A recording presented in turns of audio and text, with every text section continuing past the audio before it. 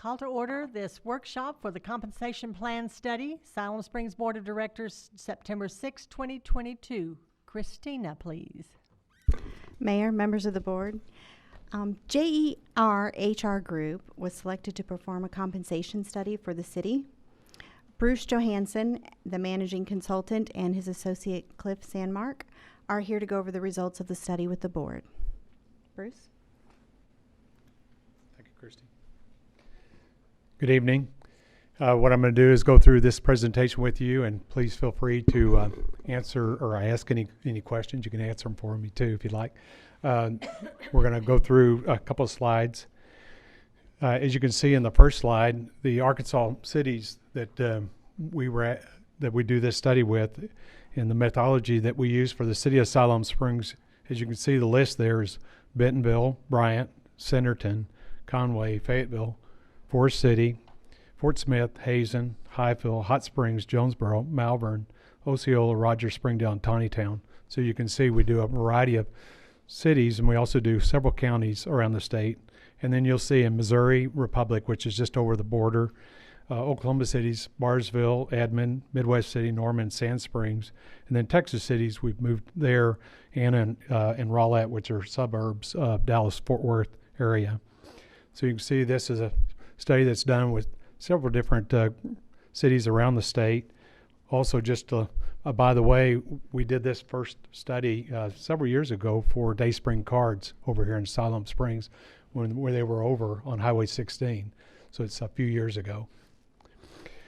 We started the process by looking at 153 different job descriptions for the city of Siloam Springs, and we used what's called our 15-factor job rating system, and I'll show you the compensatory factors for that. And we also then used 11 outside market sources to pull data from. We were able to then group the jobs together in 27 pay grades and similar positions based on the total points. The 15 factors that you'll see here on this slide start with knowledge and skill-based requirements, looking at general experience, management experience, and education, initiative, ingenuity, mental demand, analytical problem solving. So those are the knowledge and skill requirements, and we're looking at all 153 jobs through this rating system. Responsibility for work of others, that's peer supervision. Funds, equipment, and property, we looked at the jobs as to whether they managed or worked with dollars or funds, equipment that they were responsible for in their job. Accuracy, accountability for end results. And then under communications, human relations, we looked at contact with the public, that's external to the city, and then contact with the employees, internal. And then the last part is efforts, machine and computer operations, working conditions, and physical demand. So that picks up the ADA requirements for each of the positions. From there, we're able to use our proprietary point system, and there's point degrees or rating points within each of those degrees that you see there. So if you look at the city administrator, which is the top position in the city, you'll see the 15 factors and then the degree level. And then our proprietary points will calculate the total job value, 2805, or grade 27. So then you'll see that's cascading down through the various positions, starting with the city administrator down through that gave you kind of a sample of the first page there. So you see grade 27 down through grade 16. But this goes all the way down to the entry level position. From there, we're able to take the points and the annual salary and plot. So each dot represents an employee for the city of Siloam Springs. And so what you're seeing there is based on the rating points and their annual salary, we plot those, and you'll see we start at the bottom. The lowest paid individual for the city right now is $13.53 per hour, or $28,142 per year. And then we go up off to the right all the way to the city administrator. And so what that does is that gives us an internal picture of how we look from an internal equity. And why that's important is the closer that dot is to the line means the value for the job and what we pay that person the job matches up, and that's called internal equity. The further away from the line is inequity. And so you'll see we have a few off the line, but for a city, we really look pretty good as far as where we're clustered up and down the line. The next thing we do is we turn our focus to the market. And so we looked at Bella Vista, Bentonville, Centerton, Fayetteville, Rogers, Springdale. Comp Analyst is, you can see below there, it's a subscription-based survey with employer data. It's broken down by sector, employee range, and cost index down to the zip code. So we're able to use Siloam Springs 200 to 500 employees for Comp Analyst. And then Department of Labor, Bureau of Labor Statistics, is a W-2 data that's reported for the MSA. And so we use the Northwest Arkansas for that. And then NOARC is a local HR survey with about 50 Northwest Arkansas organizations, public, private, nonprofit, government organizations. And then the last there you'll see is Arkansas Oklahoma Electric Utilities. And you'll see below there at the bottom, we used Bentonville, Clarksville, Conway, and Ozarks Electric for Arkansas. And then for Oklahoma utilities, Grand Lake, Miami, Ozark Electric, Pryor, and Tahlequah. So we had some great data to work with to compare your current salaries to the marketplace. Now, based on all of that data, you'll see the next slide. You'll see where Siloam Springs is the turquoise line that you'll see there kind of in the middle. Then you'll see the bottom line is Centerton, and then Bella Vista is the pink line that you see there. And then all the other groups that we just mentioned are up there kind of all grouped together at a higher level. Our overall variance with all the data is a negative 14.32%. So that's looking at all the city data and all of the survey data grouped together is minus 14.32% is where we are to market. Now then, what do we do with that? Well, we show the turquoise line is where we are. The orange line in the middle, it would be that 14.32%. So if we were to move our pay line, our current line up by 14.32, that becomes what we call our market midpoint.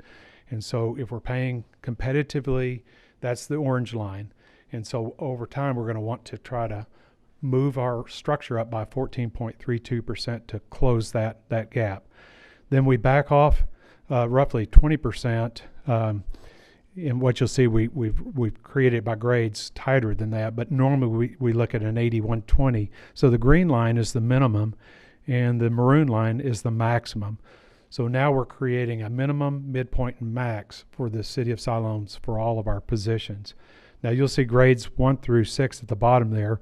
We're creating a tighter range, and the reason why we're doing it is that we want to start our minimum level person at $15.75 per hour. So we're going from that $13 figure to $15.75 to start for grade 1 through 6 that you'll see as the starting. Then grade 7 through 10 is going to be 85% of midpoint, which is a mixture of salary and hourly. And then grades 11 through 13 is 82.5%. And then we get to grades 14 to 20 starting at 80%. And then grades 21 through 27, which is your top tier position, 77.5%. So where we're going is we're going from a tighter range to a wider range when we get up in the upper level positions. And that's normal for cities and counties and organizations. Raising our hand. Mm-hmm. Sure. So when we're looking at grade 1 to 6, and we looked at, we're paying this 28 plus a year for the lowest. What job is that in the city of Siloam? Is that a breakdown later on? Yeah, you'll see it a breakdown later on. But it's going to be your most entry level positions for the city. Sanitation? That would be probably. Would that be? I'm sorry, I'll wait for you to get Oh no, that's okay. and then I'll bomb. Okay, that's all right. All right. That's okay. It's a good question though.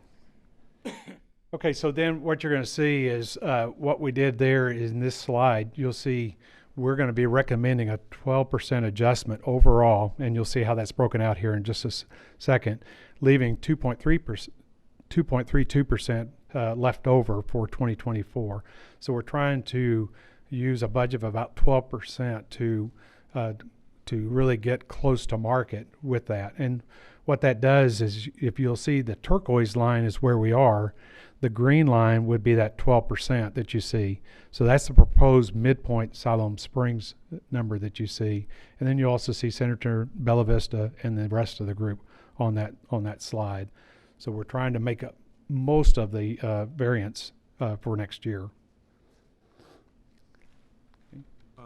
Bruce, What you just said, I'm confused. At the bottom of that number 10 page, remaining variance after the 12% adjustment will be negative 232%. Yeah, so 14.32% is our variance.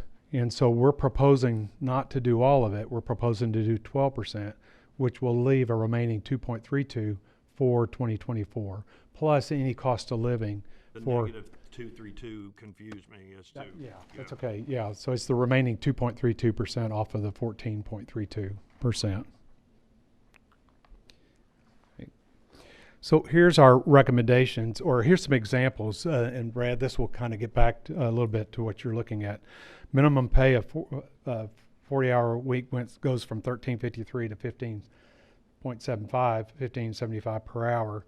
This will include park maintenance, equipment operator 1, record clerks, and library clerks. So that would be some examples of the entry-level type positions. Then cashiers will go almost a $2 increase to $16.71. Class A CDL drivers go from $17.06 to $18.64. Dispatchers, roughly a 25% increase, $15.63 to $19.61. Mechanics go from $17.06 per hour to $22.79. And then the average pay increase for our public safety employees is a step plan is around 13%. So you'll see we're really pushing pretty hard on our public safety employees. Okay, so then 2 pages of recommendations. The first is to adopt the proposed classification and compensation study results and proposed 2023 salary range and step plans for fire and police. And then we're budgeting the 12%, and we're breaking that 12% in 5% cost of living, and then 7% for the compensation plan adjustments for 23. This represents roughly 84% of the 14.32% to the comparable cities, local, regional market, and utility groups. The remaining 2.32% and the market movement percentage in 23 will be used to budget employee pay adjustments for 2024. So in 2024, we'd look at that 2.32 plus any market movement for 24, or what was planned for 24. And right now, for next year, market plan adjustments about 4.1 to 5% is what they're showing right now. Now that probably will stay fairly steady, but it may go up a little higher depending on whether inflation stays up there or comes down some. And then you'll see 64% of the proposed increases for fire and police personnel. As mentioned earlier, we're really trying to push those rates up. And then some employees will receive the 5% only for the across the board, because right now they're further up in the range. So we're just looking at a cost of living for them. And then the second page of recommendations, the proposed increases considers the amount of time each employee is in their current position up to a maximum of years. And then we're increasing the base salary for the 97 employees currently below the minimum of their range. So then they're getting that 5% or up to the minimum, whichever is greater. And that's going to represent about 31% of the 12% adjustment. And then the remaining 69% is being allocated to the remaining 170 employees based on where they are within the range structure or on uniform, the step plan. So those are our recommendations. And with that, I'll open it up for questions. Madam Mayor? Yes, David. You're Bruce, right? I am. Called you Bruce. Yeah. I just wanted to make sure I addressed the right person. Yeah, thank you. Not the last page, but page 12 there at the bottom, you said some employees will only receive the 5% across the board increase. This is your CPI increase, right? That's what you're using. That's right, cost of living. Okay. That's right. We just did 5% last year. Is that right, Philip? Yes, sir. So why would some employees only get 5%? Because they're already at the. They're already up in the range structure. Okay. Right. My other question was the previous page, page 11, minimum pay for 40 hours a week went from $13.53 to $15.75 per hour. That's what we're proposing. Mm-hmm. Well, that's more than the 12%. Well, what you're seeing there is in that lower end, there's a higher percentage, and then further up, there's not as much a percentage. Oh, okay. But the overall percentage is 12%. Okay, the overall average That's right. percentage is 12%. Okay, because that difference there was 16.4%. Right. Okay. And that's a good question, because what we're trying to do is we have those entry-level positions that are lagging behind. Thank you. Madam Mayor. Yes, Marla. Hi, Bruce.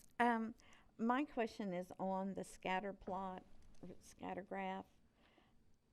Does this look like we are underpaying or overpaying according to where the dots Well, okay, lie? so at this picture is not looking at market. This is just looking internal with each other. So we're really not looking at market. So there's not the market picture. Now, we overlay the market later on. But the reason why we do this first is we want to see how are we doing with each other. And so you can see there's a fairly tight cluster, even though we're 14% behind market, internally with each other, we look pretty tight. And what that means is there's been structure here in the past. It hadn't gone through the filter we've gone through, but there's been a method to the madness in your past budgeting and movement of your salaries. And that's good, because sometimes when we work with groups, it's a scattergram or scatter. I mean, it's like a shotgun. They're all over the place. And that's where we don't see any organization within your structure. So the good thing is when we came in and looked at this looks really good. It's just that when you look at all the market data, we put that in there. Now we're trying to catch up with market. I like that there's not a lot of outliers. That's right. There's only a few that you see off to the right there that are sitting down there around the 80,000 salary. Okay, thank you. You bet. Mayor, I had one other question I forgot to ask Bruce. Okay. Page 5, the one that lists all of our, that one. Mm-hmm. What, the numbers going across, I mean, you've got 1 at the bottom and 14 at the top, and I'm just looking at the city administrator. What is your range? Is it 1 to is it 15 Yeah, that's a great points? question. So for experience, a degree 1 is 1 to 6 months. A degree 2 is 6 to 12 months. It's based on, It's based on time and the time. And what we're looking at is we looked at your job description and said, okay, what's the requirement to go into this position? okay.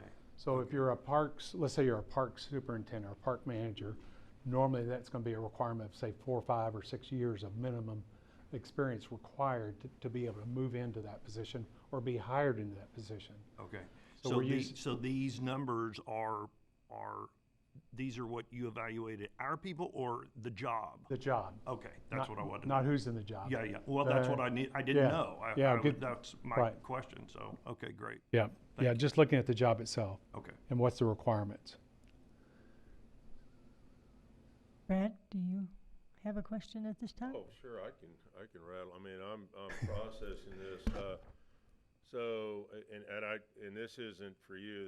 This may be for staff, but and I say this as a retired fireman looking at trying to get fire and police or personnel caught up, which has been a lifelong battle in the city of Siloam Springs. And it's a significant increase, and I know we have the STEP program. But what does that mean for us with AML and lot fee? I mean, if we, as we increase that, there are some other contributions that have to be made, correct? And so, as I'm looking at this, I'm just thinking of the revenue that we didn't collect this year and the budget coming up, which ought to be entertaining. And I'm glad I'm sitting here for it. It'll be fun. I just, I'm struggling with a couple of these numbers, even though they look good. I think we need to immediately send out a memo to all personnel that this is a workshop. Don't get excited. That would be my first. I see, white shirt firemen, but I'm thinking of the blue shirt firemen and the police officer in the patrol car now. And when we leave here and social media, loose lips sink ships mentality, we're looking at that. And what does that mean for us? What does that mean on our end? Because it's going to be additional if we look at that 2023 and 24, right? It's significant. Yeah. Do you want to cover your? Yeah. Okay. Sorry. That's okay. There you go. So we'll just skip ahead and I'll discuss the impact on the 2023 budget. Okay. You want that slide right there? I mean, Yeah. page 12 is what I'm looking at. Right. Um, you want to go back to page 12? Because we've already actually drafted the 2023 budget, and right now these numbers are sitting in the budget unless you guys tell us to take them out. Okay, so where we're at right now is that there's a 5% COLA being proposed. Again, about a third of the full-time employees would not be impacted by the compensation plan. So that's why we're proposing another 5% cost of living. And then we're going to put on top of that what is needed to implement the plan. And the 5% is going to cost about $700,000 in salaries and wages. And the compensation plan on top of that would be another about $880,000. And about 70% of that compensation plan portion of that is public safety. So, let me, Sorry, what percent did you say? 70. So here's a graph of the compensation plan. So we already moved police a little bit, but because they continue to move, there's still some movement for police. But we haven't done anything really with fire, and fire is going to be about 34% of the total compensation plan. This is on top of the 5%. And then the biggest mover, though, is really the dispatcher. They're looking at about a 25% increase just to get them competitive with what. You know, that's legitimate. Mm-hmm. I didn't want to skip ahead. I mean, obviously we're going to hop back to, but Mm-hmm.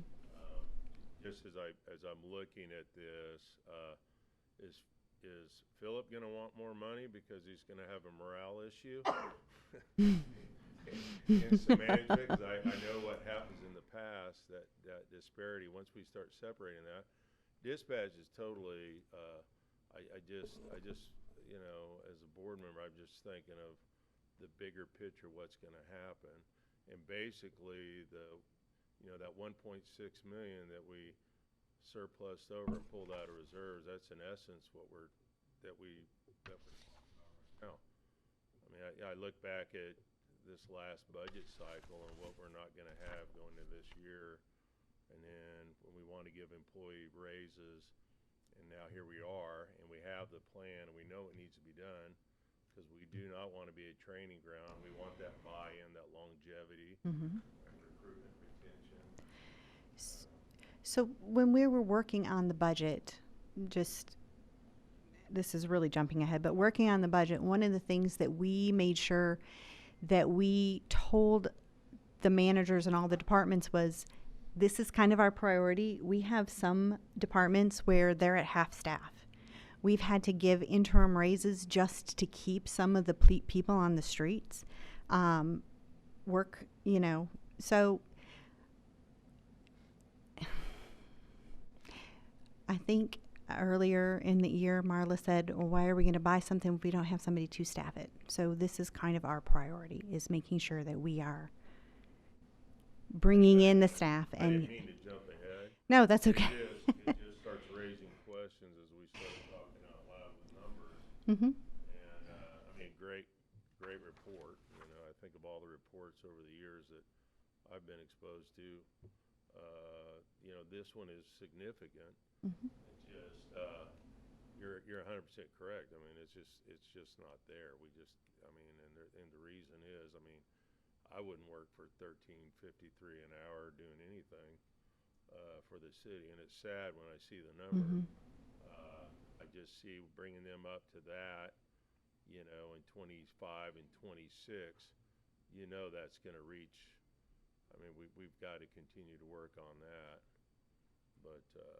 Right. I think one of the things that Bruce explained to us is that as the corridor continues to give, 7% and CPI, actual CPI raises, if we continue to just do 2 or 3%, we will continue to fall behind. But this makes up a lot of ground that, especially for public safety, that we have not. When it comes to compensation, Mm-hmm. if we bump them up, those that are in staff or higher administrative, supervisory, we're not increasing anything in their 401ks or multipliers or anything, are we? Will that have? I mean, 10% of 70,000 or 10% of 80,000. I mean, it's still 10%. We're not increasing that amount, just like we're not for public safety. We give a specific percentage for lot fee that's required. And so whether we're paying, I mean, it is going to increase the amount that we put into retirement. You're correct. But we're not actually changing any of those numbers as far as percent-wise. Madam Mayor? Yes, Mindy. So it sounds like the biggest hit, for lack of a better word, to the budget would be in 23. And then in 24, we'll do the 5%, but then the additional 2.43%. And by the end of 24, or by the beginning of 24, the hope is that we will be more in line with the others. But so the bulk of that getting in line will be out of the 2023 budget. Yes, that is correct. And that's about 1.6 million. That is correct. Yes, Philip. Christina, the numbers, $700,000 for 5% and $880,000 for the comp plan, do those numbers include the benefits as Director Burns was No, talking this is about? just salaries and wages. Salaries and wages. Pardon? Yeah, base to base, Mm-hmm. without benefits. Yes. Do we have any idea how much extra that would be with the benefits? Is there like a percentage that you can sort of estimate? I would say a good average percent is probably around, well, with police and fire, it's going to be, 30%, and for everybody else, it's probably closer to 20%. Over and on above average. the 1.6 million. Mhm. So, okay. Okay. Thank you. Anyone else? Oh, Philip? Well, so just to put a little perspective to this, when I got here in 2015 and I asked to see the compensation plan, and what I saw was individual salary ranges for each position, each individual position, right? And one of the things that I immediately jumped out at me was we had a number of administrative assistants in various departments, and the salary range was all over the board for every one of those administrative assistants. They were all doing basically the same job for their department, but the salary range was all over the place. So if you remember, in about 2017, I think it was, we internally tried to do what Mr. Johansson did for us on a much smaller sort of scale because of staffing and knowledge. But we tried to do a survey of what that position was and tried to rank those positions in a class, right? So all of these positions, whatever they are, these 3, these 4, these 5, are of equal value to the city, and that value is X.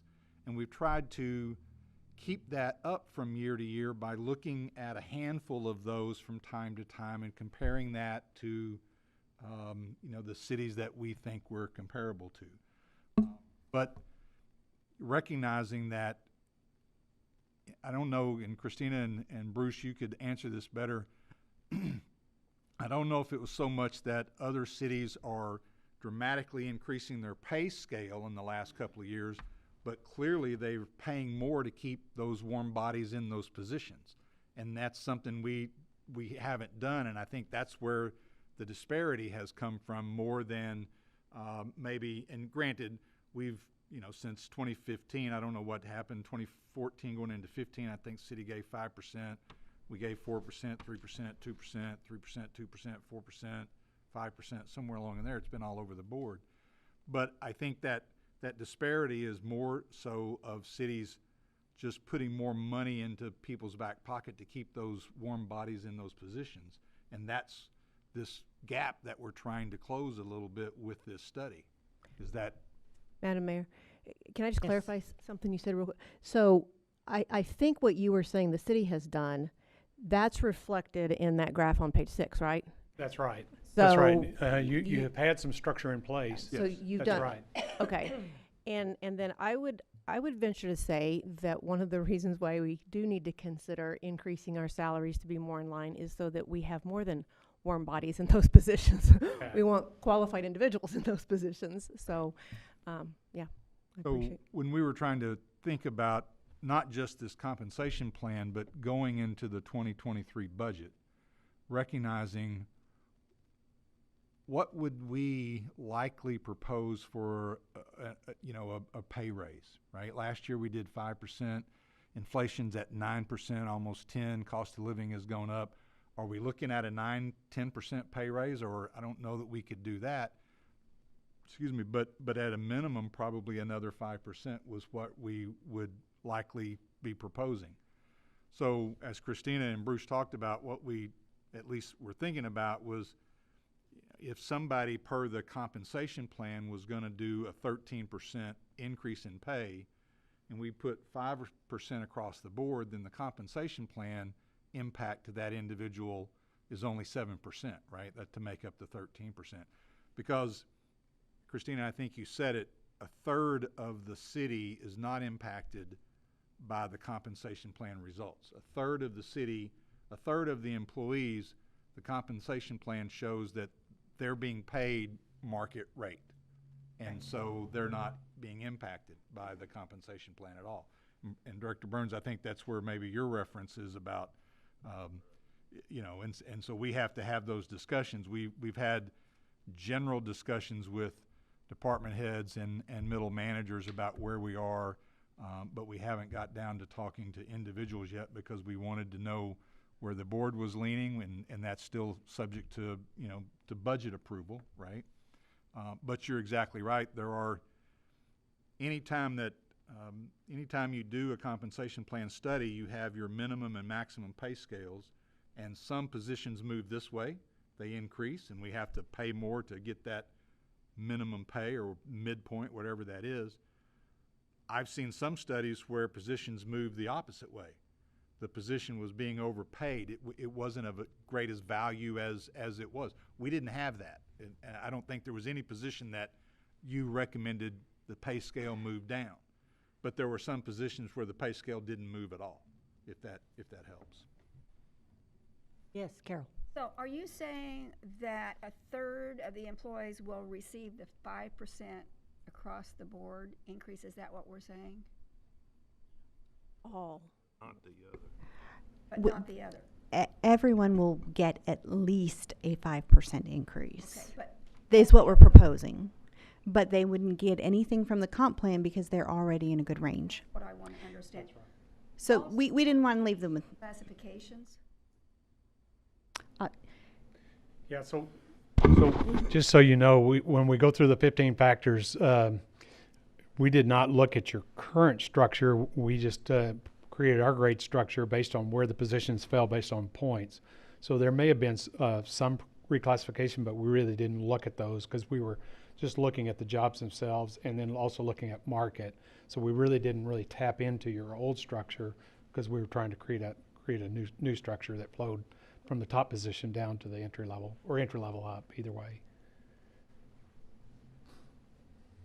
I would say yes, there were some that were reclassified, but that was based on, I would say he had a better organized way of classifying rather than the way we were doing it before. Yes, David. Christina, we've talked about 5% across the board, and that's what we approved last year for the 2022 budget. Do you know when was the previous across the board raise and how much was it, percentage-wise? When was it and how much was it? I actually don't know that off the top of my head. I know we've done one that was 3%, and I think we've also done one that was 2%. I just didn't know how far back, how many years. Do you know, I Phil? can look it up real quick and probably find it. I'm just curious. Now, the other thing I wanted to mention, we do work with the 4 big cities, so Bentonville, Fayetteville, Springdale, and Rogers, and they're current with market, but even this year, they all budgeted about 5% because they're current, but then mid-year, they added another 2% cost of living just to stay current with market. So that's 7%, and they're current with market. So that's why I wanted you to kind of know what's going on out there with the bigger cities. But we also blended in, Bella Vista and Centerton and the other survey data, because we wanted to give you both cities of larger and smaller, but also industry data survey in the Northwest Arkansas market. So we're not just looking at municipalities or government only. We're looking at What was the first number at the first of the year? What'd you say it was? 5%. And then an additional 2. Yeah, mid-year they did a cost of living. At least 2 of the cities did 2%, and then some had a smaller percentage and a larger, but around 7% for this year for the 4 big cities. Yes, Philip. Director Allen, for your 5% last year across the board, 2020 was a 3% merit, 2019 was a 2% COLA, 2018, I believe, was 3%, 2017, 4% merit, 2016 was a 2% COLA, 3% merit, 2015 was a 5% COLA, and that's the data that I have. Oh, that's very helpful. Thank you, Phil. And one of the other things that I think Bruce is going to be able to help us with, subject to the board, approving and adopting the compensation plan that we put together based on his information, is if we look at the average salary or the average salary range for a particular position, let's say from Bentonville, Rogers, Springdale, and Fayetteville, right? And we find that average position or that average scale, where are we in relationship to that? Because we're always going to be chasing that. We're unlikely to pay what Fayetteville pays, what Bentonville pays, what Rogers pay. But if we could figure out where we are in that percentile, and we can sort of track that over time, if they're all given, if they over time give 5 and 7 and 8 and 10% raises, and we're given 3 or 4, and let's say we're at the 92nd percentile today, if we start seeing that drop to 90 and 89 and 88, we know we need to bump that up to stay competitive. We're never going to be, and I mean, I would love to be able to say we're paying exactly what Rogers and Fayetteville and Bentonville are paying. I don't think we're ever going to be in that position. But if we know where we are on the percentile ranking, I think we can make sure we stay there and not drop back. Does that make sense? If we can find that point and say this is where we are today based on your numbers, then hopefully we can keep that and monitor that over time. Is there any way to look at the history of the 4 main cities on what you just gave us all these years? Is there any way to look at those 4 main cities for their history and kind of give an average of where we were? Yeah, we could ask. I mean, percentage or percentile. Yeah, we could ask what they, what their raises were. They, they're always, it's a little awkward because they do some strange things at times. But I think the idea, where I've been in this position before, is to find that average of where your competition is and find where you are on the percentile ranking, right? And then every year just kind of, grab a handful of positions and say, what's the average of those in that position with these cities? Okay, well, where are we with that? Are we still in that same percentile range, or are we dropping? And if we're dropping, we got to up some numbers, because we're going to lose being competitive, right? The small cities, I think the best way to be competitive with larger cities is you got to be competitive with pay, but you may not make it there.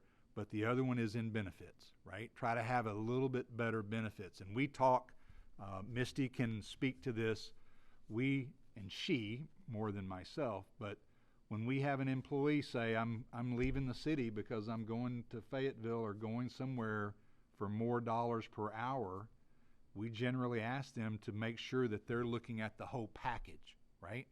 I think we have a really good health benefit program. I think the city pays a high percentage of that compared to other cities. So, Mr. or Mrs. Employee, if you're leaving, be sure you calculate what that insurance is going to cost you, because I suspect it's going to cost you more. You make $1 more an hour wherever you're going, but you're going to pay half of that, if not more, in the health insurance cost, And a lot of people do not, they assume cost of living is the same in every city, and Right. it is not. Right. Cost of living in Fayetteville is definitely higher than Right. Siloam. Right. And so, that usually is not even something they consider. And it has to be considered because you may be making more money, but you're gonna be living, cost of, your expenses are gonna be higher too.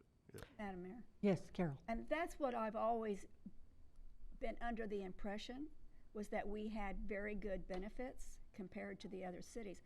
I don't know that for a fact. Is there some way that we can also see how our benefits compare, not only the salaries, but our benefits compared to the other 4 cities? Because I think that is important, especially if you're family and we're paying a better portion of the insurance than what you would have to pay somewhere else. I think that's important, and we need to relay that on to the employee. Madam Mayor, Yes, Lisa. sorry, I'm close to the mic. I have a couple questions, but first I kind of want to give you a little history. I'm one of those that jumped the boat. I used to work for the city of Siloam. City of Fayetteville called and offered me double the salary. And one of the benefits that I really liked is, and I don't even know if this is the same or not, but I think we should consider it, especially now that we're talking about compensation. One of the benefits that they had was the retirement plan. So here in Siloam, employees put 6% in, and management got 10 to 12% in. When I went to the city of Fayetteville, I got 12% put in retirement, and I only had to put 3% in. That was huge to me. That was a big determining factor because it determines my future, not just my now. And I did take into consideration how far I had to travel because I wasn't moving there. Even when Mayor Cootie was in office, he's like, when are you moving here? You can't pay me enough. So I did take into consideration the cost of living because I wasn't going to move there. I was going to live here and pay for gas, and gas was a lot cheaper then.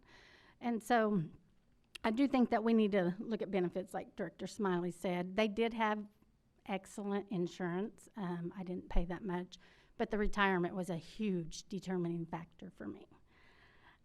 Whenever you did this study, how does that affect, because you want to maintain what you put together. A lot of work has went into this, and one of the things that fall apart in a lot of organizations, and I don't know, I got familiar with you when I worked for the city of Fayetteville, and we did a compensation study, and we actually wrote programs to help keep things maintained in-house. And then I worked as a vice president for human resources for Crafton Toll. So I was part of our SHRM, went to a lot of the conferences, very familiar with your work. You're one of the top in our state, very happy that you're doing the study. So once you do this study, and are you giving us job descriptions with the grades and all that on it, and then training staff on how to maintain that in the future, or how's that going to work? Yeah, great question. So we provide the job descriptions in their final format. They're both in a Word and a PDF format. We've already provided that to the city. And so if there's any changes or new positions, if the city wants to pick up our software, they can do that. And if it's just one-offs, we can just do an hourly rate. So we provide that for the city to decide which way they want to go to keep the program current. And the expense to do that's it's nominal. So if we maintain this, it should keep us on focus, on study, on keeping us on level. As long as the council passes some good budget dollars to keep us close to market. Right, but once you put that much work into it, you You want to bet. maintain it. And if we don't maintain it, we're going to No. be back here again saying Well, we need another yeah, $1 million. Right, and then you shouldn't have us do to do your update because, what we're trying to do is give you the structure that gives you what you need across the city.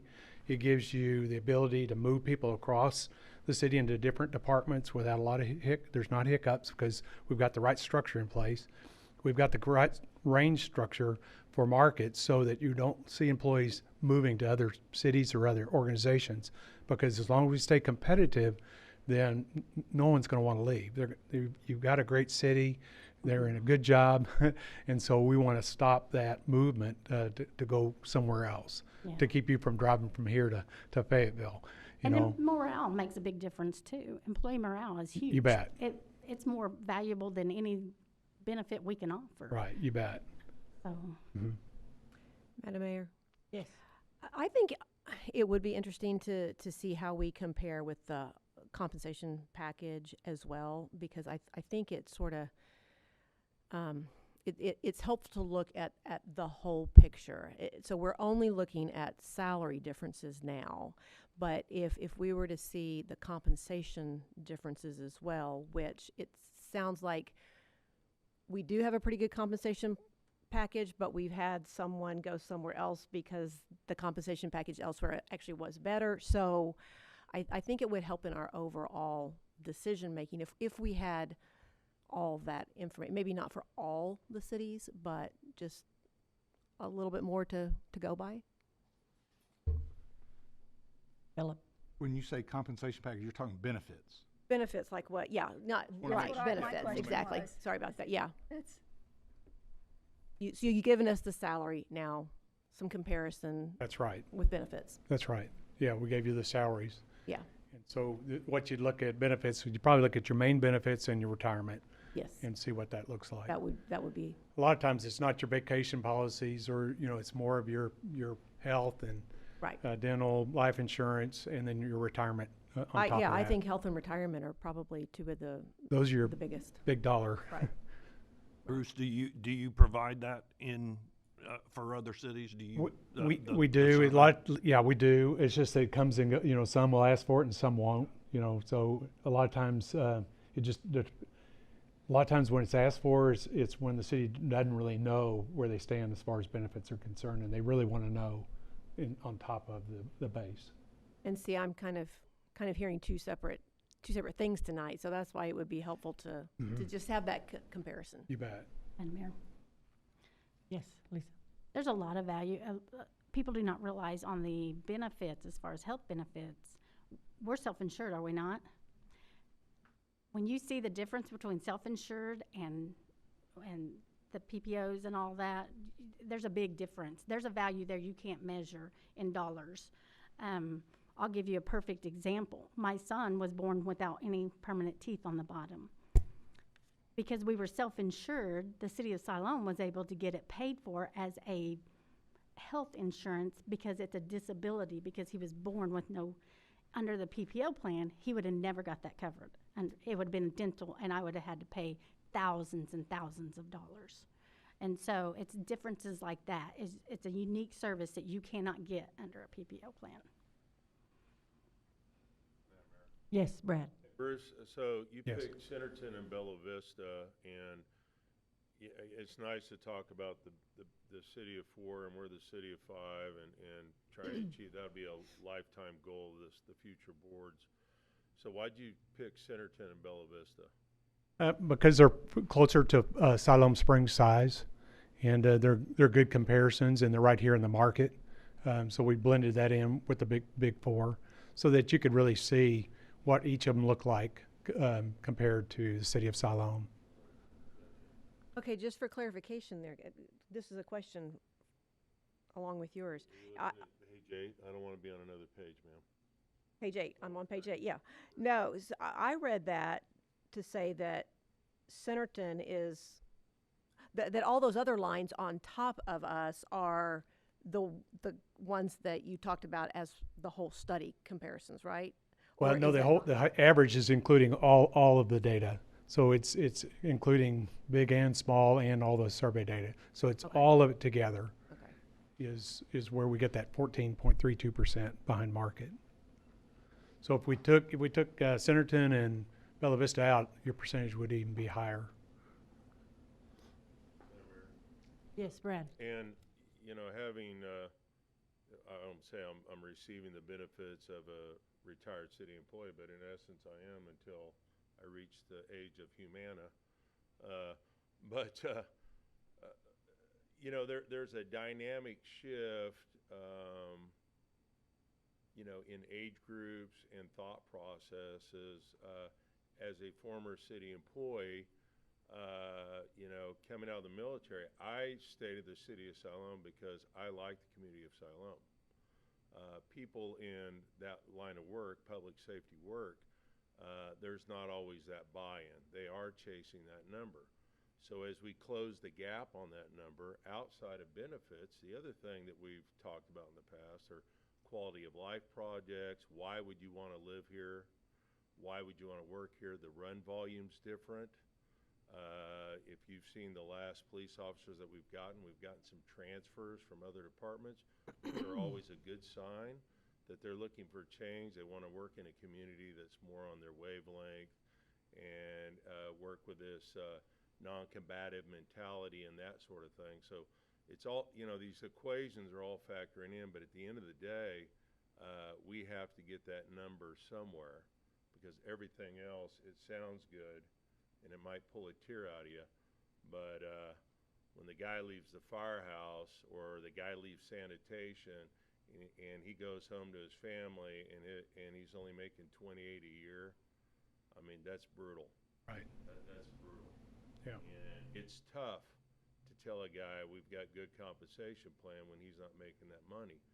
So I just encourage us 23 and looking out into the future, getting that number up there has value. And then on public safety, I would say, as a board member and a future citizen, when we get you that increase, my expectation will be twice as high on that city employee. I will expect more. If the taxpayer is stepping up to the plate and the board approves it, then the quality of service needs to maintain itself. In fact, I would say probably ramp up. And, I say that because you're going to hear that from folks in community, right? But that would be the expectation. If I'm paying X employee this, my expectation is that. That's a fair assumption, and you would hope that would, I believe that's what you're going to see. Oh, I know we are. Yeah. Anyone else? Philip, do you have anything else? So, we will put together a new compensation plan, salary plan, and bring that to you as part of the budgeting process. That'll show, what grade every position is in the salary range, based on these numbers. Included with that will be a revision to the step plan in the police department, and also a new step plan for the fire department. So one of the things for those two departments, one of the things we internally were discussing was what's that timeline for somebody to start in a position to reach the maximum pay, right? Is it 10 years? Is it 15? Is it 20 years? Well, it can be all over the board depending on what the pay raise is from year to year. But for the step plan, the idea is to guarantee at least a minimum raise every year for police and fire to get them to top out faster, so that they know where they're going and where they'll be 3 years down the road. So that's what we did for police last year.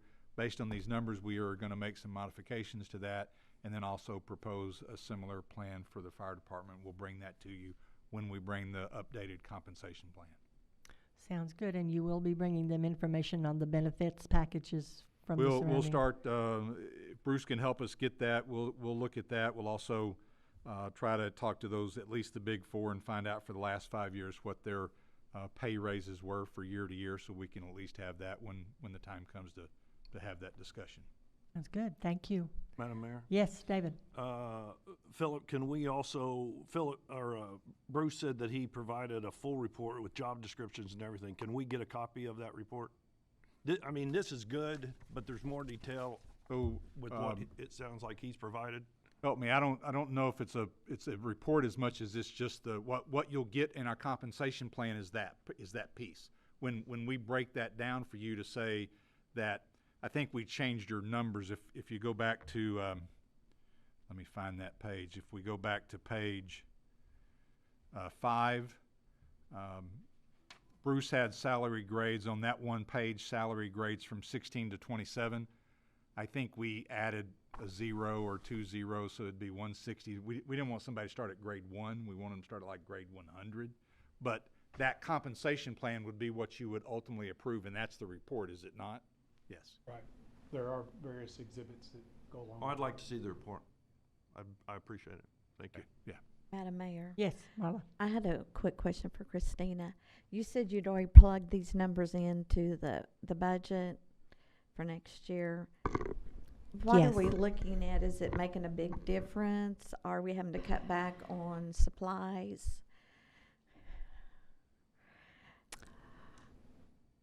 We don't have quite as many projects in the general fund, but this is not impacting the street fund or the enterprise funds as much, mainly because they were already the street fund, no. We have adjusted their salaries this year just to keep them, so the amount of raise is not as significant, I would say, just for the people in the street department. But like for the electric department, because of all the turnover we had previously had, we had already moved their salaries closer to market. So the biggest impact is going to be really in the general fund. And we have cut out some projects, but not even, I would say it's not even $1 million worth of projects.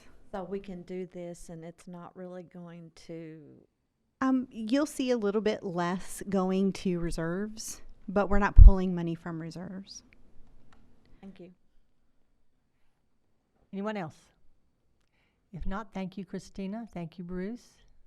We appreciate it. Thank you, council. And with that, this workshop is adjourned. We'll take, and we'll come back.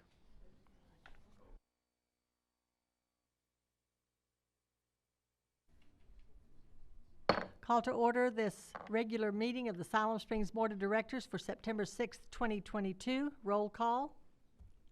City Clerk. To your table.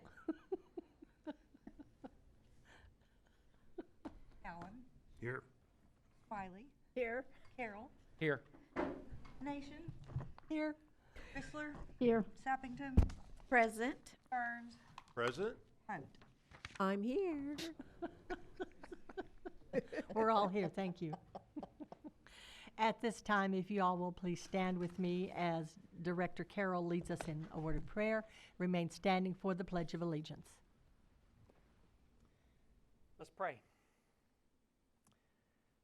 Father, tonight we have opportunity again to give thanks as we enter this season of the great anticipation. We look forward to the changing of the seasons from the summertime to the fall. But it's not a time that nature says, let's quit. It's a time that nature says, let's renew. And may we take that same wisdom that nature uses and apply it to our own lives, where we can look forward to that renewal and getting ready for the next term, the next season of life. And that you, Father, have equipped us with all that we need, but also you have supplied joy to come in the morning. We thank you for this opportunity and the things you have given. In Jesus' name, amen. Amen. I pledge allegiance to the flag of the United States of America and to the republic for which it stands, one nation under God, indivisible, with liberty and justice for all. Thank you. You may be seated. At this time, I would like to ask that anyone that is present that has an electronic device, that you please silence that. And I thank you for that. Next is our public input time. At this time, the public may address the board concerning any item that is not on the board's regular agenda. Do we have one here that would like to address the board? There is not. Then I would also ask if there is anyone here that would like to address the Board of Directors concerning any item that is on our consent agenda. And there is not. So we will move to the consent agenda. Item A, workshop minutes, August 16, 2022. B, regular meeting minutes, August 16, 2022. C, Memorandum of Understanding with the Siloam Springs School District, School Resource Officers, $194,116.73. Item D, Resolution 53-22, authorize the rate of property tax 2022 to be collected in 2023. Item E, dedication of utility easements 123 and 111 South Oak Hill Street. Item F, grant acceptance, Fire Department, Assistance to Firefighters Grant, Department of Homeland Security, $60,326.27. Item G, budget amendment, Community Development Department for the Court Division, the Bond Clerk Retirement, $20,481. That is our consent agenda. Directors, is there any item that you would like to have removed from this agenda? If there is not, do I have a motion to approve the consent agenda as read? So moved? Second. We have a motion and a second to approve. Roll call. Smiley, Yes. Burns, Yes. Hunt, Yes. Rissler, Yes. Allen, Yes. Carroll, Yes. Sappington. Yes. Motion is approved. We'll move on to our ordinances. Ordinance 22-21, third reading, amending Section 102-21 of the City Municipal Code, rezoning from R3 to R2, the 2400 to 2600 block of East Kenwood Street. Ben? Yes, thank you, Madam Mayor. Ben Rhodes, Senior Planner. This is the third and final reading for the rezoning. That's the Foxtail Phase 2, going from R3 two-family to R2 single-family. There's not been any additional comments or questions since the last reading, and staff is still recommending approval. Thank you. Ben? Is there anyone in the audience that would like to address Ordinance 22-21? If not, directors? Madam Mayor? Yes, David. Ben, I've got a question. So this, once this converts to R2, the R3 that we're voting tonight, there won't be any R3 in this at all? That's correct. It's all going away. Yeah. Thank you. Anyone else? If not, do I have a motion to place Ordinance 22-21 on its third reading, suspending the rules and reading title only? So moved? Second. Second. We have a motion and a second. Roll call. Burns, Yes. Hunt, Yes. Rissler, Yes. Allen, Yes. Carroll, Yes. Sappington, Yes. Smiley. Yes. Motion is approved. Philip? Ordinance number 22-21, an ordinance amending section 102-21 of the Siloam Springs Municipal Code, City Zoning Map, rezoning from R3 to R2 property located in the 2400 to 2600 block of East Kenwood Street. Thank you. Do I have a motion to approve ordinance, or to adopt Ordinance 22-21? So moved? Second. We have a motion and a second to adopt. Roll call. Hunt, Yes. Rissler, Yes. Allen, Yes. Carroll, Yes. Sappington, Yes. Smiley, Yes. Burns. Yes. Motion is approved. Ordinance 22-21 is adopted. Next is Ordinance 22-23, third reading, establishing Utility Commission, revised. Philip? Thank you, Madam Mayor and Board. So this is the third reading to establish the five-member Utility Commission. Based on the motion at the second reading, we have amended the ordinance per the Board's motion to make that one change in Section 98-901 to read that Utility Commissioner members shall be qualified electors for the city for a minimum of 1 year, a municipal utility customer rather than and customers of the municipal utility. So it's not a multiple, you don't have to be a customer of multiple of the city utilities, but at least one of those utilities. Beyond that, Madam Mayor, staff is available for any questions. Thank you.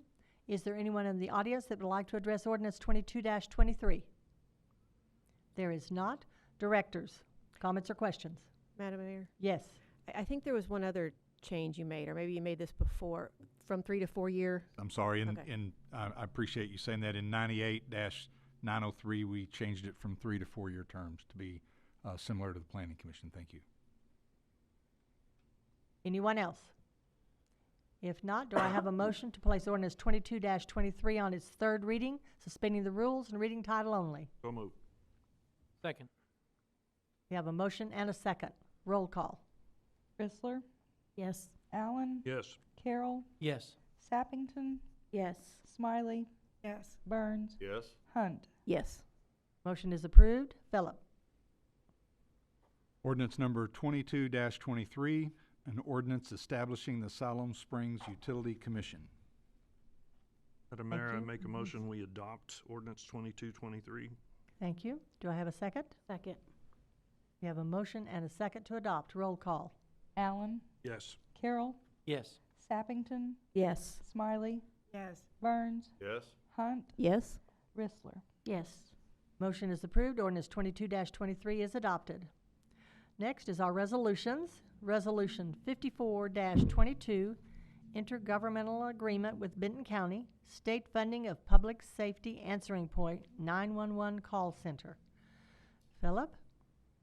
Thank you, Madam Mayor and Board. I've got a PowerPoint that basically follows the staff report. But just for the benefit of the public and for the board, we've had numerous discussions about PSAPs, which are Public Safety Answering Points, or 911 call centers. In 2019, the state adopted Act 660, which replaced the Arkansas Telephone Emergency Services Board with the State 911 Board. That act stipulated that the 911 Board's role was to reduce the number of state-funded PSAPs from 102 to 77. Now, it was assumed at that time, and there's been some discussion that this wasn't necessarily the reason for it, but it was assumed at that time that 77, that magic number was 1 per county for 75 counties, plus 1 for Little Rock and 1 for North Little Rock. There's some discussion that that wasn't where 77 came from, but that was sort of the thought process for everybody when this first came out. There were a number of reasons for reducing the number of state-funded PSAPs, but it seemed like the driving reason from the state legislature was to reduce the transfer of calls from one PSAP to the next, where there was an instance where somebody called 911, their cell phone was picked up by one PSAP, they had to be transferred to another, and then they had to be transferred to another. So the idea of consolidating PSAPs, really the driving factor, I think, behind this act was to reduce the number of those transfers. So the State 911 Board conducted a study, and they developed a consolidation plan, and that plan recommended not 77, but 79 PSAPs, which was 1 more for Benton County and 1 more for Washington County, and that was strictly based on the fact of growth in Benton and Washington counties. And the act gave the authority to the State 911 Board that, based on a 2/3 vote, they could increase or decrease the number of state-funded PSAPs. The other thing that Act 660 did was it changed and increased the amount of public safety funding that the state was handing out and collecting and handing back out to 911 call centers or PSAPs. So the cell phone lines or the telephone lines increased from 65 cents to $1.30, plus there was a 10% increase or 10% on prepaid wireless cards. So for Siloam Springs, the benefit went from $90,000 to $240,000 a year. And you can see for all of the PSAPs in Benton County, the number increased from 1.5 million to 3.5 million annually. So that's roughly what we get today. Now, it fluctuates a little bit. It's not a flat rate, but generally speaking, we average about $240,000 annually for 911 fees that we receive to operate our currently state-funded PSAP.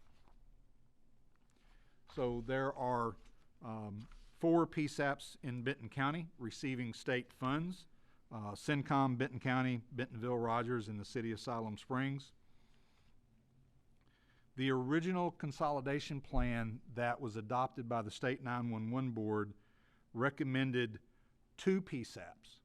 So they were recommending that Bentonville, Rogers, and Siloam Springs consolidate into a single PSAP. But then it also said you could consider doing 3. And if you do 3, then you would have CENTCOM and either Bentonville and Siloam Springs or or Rogers and Siloam Springs, meaning that Siloam Springs should consolidate with somebody. The plan was ultimately amended and it removed the recommendations for who should consolidate with who. And it left the consolidation plan to the local PSAPs. So the current plan does not include a recommendation on who should consolidate with who. It just basically says that the decision on consolidation remains with the county, PSAPs. So we all got together, Bentonville, Rogers, Siloam Springs, and Benton County, and we decided that it was in our best interest to go back to the state 911 board and to say that we believe Benton County ought to have 4 state-funded PSAPs. We don't have problems with transfers, with maybe the exception in and around Bentonville and Rogers, but we historically don't, I mean, there's always going to be transfers, but we don't have a huge problem with transfers. So all 4 cities went down to Little Rock, and we had a meeting with the state 911 board on April the 19th, and we requested that we be able to retain our 4 state-funded PSAPs. The 911 board denied that request, and they voted for 3 PSAPs in Benton County. And so that left us trying to figure out, how do we continue to operate and no PSAP within the county lose any money? And we've had discussions here. I brought it to you in previous discussions to say, if we are unfunded by the state, do you wish to consider consolidation, or do you wish to consider operating your own PSAP? At one time, the state 911 board was saying, you will not be able to operate a PSAP unless you're a state-funded PSAP. Now, they since changed that, so we can continue to operate whether we receive state funding or not. And what I heard from this board during those discussions is that's what you wanted to do. So in my discussions with the 3 other PSAPs, we indicated we wanted to continue to operate no matter what. So we started trying to figure out and devise a plan for how we could continue to operate without losing any funding, and for the rest of the PSAPs to not necessarily gain any funding. Everybody, including the state 911 board, looked at Siloam Springs to consolidate, and the real reason behind that is that Siloam has the smallest call volume of the other PSAPs. We have the highest cost per call and also the highest operating cost per capita. So when we started talking about who's going to consolidate, everybody, including the state, was looking to Siloam Springs to consolidate with one of the other 3 PSAPs. So to give you a little bit of background, CENTCOM, Benton County, they dispatch for 36 different cities and agencies across the county. Siloam dispatches for a small portion of the county, about 37 square miles for our rural fire district, and then an additional 3 square miles for EMS. And then we also dispatch fire and EMS for 14 square miles in Oklahoma, West Siloam Springs. So that's our territory. Bentonville and Rogers updated, and Rogers built a new 911 call center based on issuing bonds. So they've got a fiduciary responsibility because they issued bonds to, Bentonville's already improved theirs, and a fiduciary responsibility to operate a 911 call center, the same as Rogers. So when we started talking about who's going to consolidate with who, because of that fiduciary responsibility on sales tax, or bonds rather, that are being paid by taxes in those 2 cities, again, the state and the other 3 PSAPs looked to Siloam to figure out where that consolidation was going to happen. So we met with Judge Mooring, and we devised a plan where Siloam Springs would continue to operate its PSAP and not lose funding. We would lose the state funding, but all 3 PSAPs want to recommend, all 3 PSAPs minus Siloam Springs, want to recommend or willing to recommend to the state that the money that Siloam Springs is not going to receive from the state be directed to Benton County. Meaning basically Benton County, you're responsible for dispatching 911 calls in Siloam Springs. Okay? So the formula that's used by the state, you have to remember this because this took me a hard time to figure out. The formula that's used by the state to divvy up all the funds is based on county populations. So just because we lower the number of overall PSAPs in the state, the counties are still going to receive the same amount of money. It's just not going to be divvied up amongst the PSAPs in the counties. That makes sense. The county's not going to get more than $3.5 million. So what the other two PSAPs, Bentonville and Rogers, agreed to do is to recommend to the state that our $240,000 goes to Benton County, because they don't want to be responsible for dispatching in Siloam Springs. And what we want to do, and what the county has agreed to do, is enter into an intergovernmental agreement or interlocal agreement and contract out with the city of Siloam Springs to operate our 911 call center, and in exchange for doing that, reimburse the city the $240,000 that the Benton County would ultimately be receiving in addition to what they're receiving today. So the goal to this resolution is to authorize the city administrator to negotiate and enter into an interlocal governmental agreement with the county to operate our 911 call center, and in exchange for that, the county continue to pay, or the county to pay the city on a quarterly basis the additional funds that they receive from the state that historically have been coming back to Siloam Springs. I want to say, does that make sense? But it's been a long road to get there, but doing it this way, we will continue to receive the funding. Our operations cost about $600,000 a year to operate, dispatch, and 911 call center. That $240,000, about a third of that. So this would continue to guarantee us that additional funding. And so that's what this resolution does. As I stated, the formula doesn't change, and the way we would determine the dollar amount that's coming to the city, because it fluctuates, is the county and the city would use that same formula that the state is using today. We would put that into the interlocal agreement, that's the formula that we use to determine how much money that the county gets should be coming back to Siloam Springs. This money is paid out quarterly, so we'll use that same formula that the state is using today to be able to make that. And this won't change until another census comes out. And then we'll have to, likely renegotiate at that point, because the numbers will change for the county based on population. Does that make sense? So again, the state funding, the total amount of funding that the state receives is divvied up based on county population. That won't change again until the next census. So we've got to this point. The only other option that I'm aware of, the county adopted their resolution on July 29th, authorizing the county judge to negotiate and execute an interlocal agreement with the city to pay the city its proportional share of the 911 sales tax for providing 911 services in Siloam Springs and part of southwest Benton County. The only other option that I'm aware of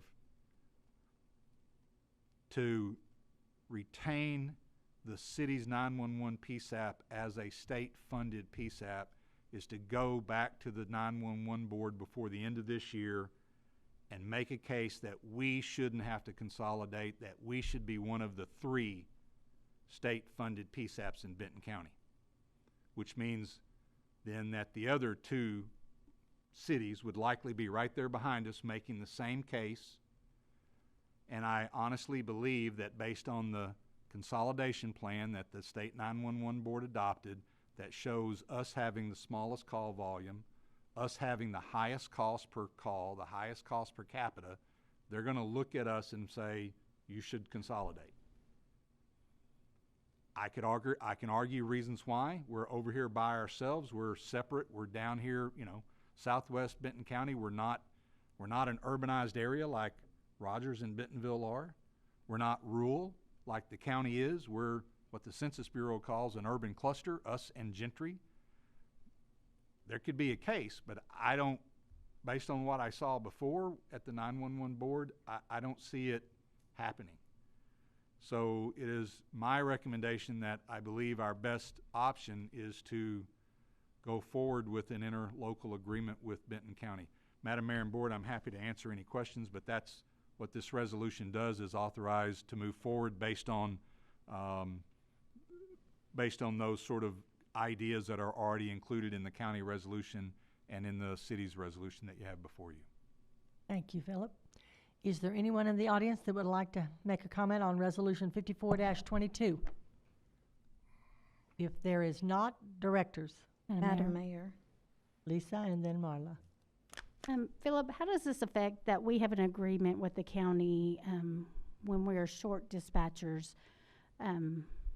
It's just going to stay the same contract where we pay them? Okay. The county's view is, the reason the county is willing to do this is they recognize if we did consolidate with them, it's going to cost them $600,000 at a minimum. So, paying $240 back to the city is, for the city to operate its own dispatch, is much cheaper than for them to really take it on. And yes, we do have to roll over that, we throw that switch and they answer if we're shorthanded, but that won't change. But we pay them to do that? I believe so, yes. Marla? Philip, my concern is long-term, and also how does the state feel about us kind of going against what they recommended? I mean, how does that make us look? It's the one unknown, so I can't answer that yet. We have to submit a consolidation plan to the state 911 board by January 1, 2023. So the idea is, Siloam will not be, we're not consolidating basically, and Siloam will continue to operate without state funding. And the plan will be the other PSAPs to say, we're wanting all the additional PSAP money to go to Benton County. That they'll be responsible for the 911 seeing in southwest Benton County. After that, the state doesn't have any strings to that. Thank you. Madam Mayor? It just seems like we're chasing the dog chasing its tail. We're just trying to get where we want to be. It is that way, but this is the only way. I mean, like I said, there were two options that we tried to figure out how to continue to retain if they don't, once they said no to four state-funded PSAPs. Well, I agree that we need our own, whatever it takes. Madam Mayor. David? Go ahead, Lisa. I'll go next. Okay, Lisa? I was just curious, did the state make the changes after they seen the situation that we were dealing with or before? Like you said that they made the change that they was not going to, if you did not have a state-funded PSAP, they all of a sudden decided we will have a funded PSAP. I mean, you can. That issue was not in the act. Mm-hmm. That issue was a determination made by the state 911 board, and we met with them. We met with them back in 2021 one Friday afternoon, and they were telling us that at that time. But eventually, when the state 911 board came down to having to make that decision, they decided that that an existing state-funded PSAP could continue to operate without state funding, if that's what somebody wanted to do. So they're trying to work with us. Yes. Okay. Yeah. David? Being that Bentonville is the county seat, I would have thought the state would have understood that Bentonville and the county together would have been one logical PSAP. in that the county operates out of Bentonville. All my life, I've seen the western side of Benton County treated like the redheaded stepchild. I mean, the entire western side of the county, all of the cities up and down 59. And in fact, there was years ago talk of we ought to have our own county, splitting the county down the middle. But I think, Philip, you did the best you could do. I think I got to hand it to you for a no-win situation. This is the best situation, in my opinion. As long as the county was okay with it, I think we're getting what we want.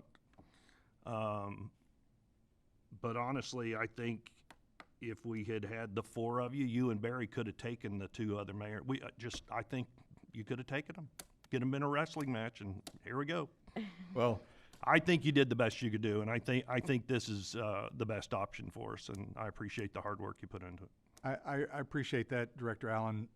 One of the big things that we were prepared to present was the fact that CENTCOM, Benton County PSAP, or excuse me, Bentonville PSAP and Rogers PSAP are all within a 5-mile radius of each other, right?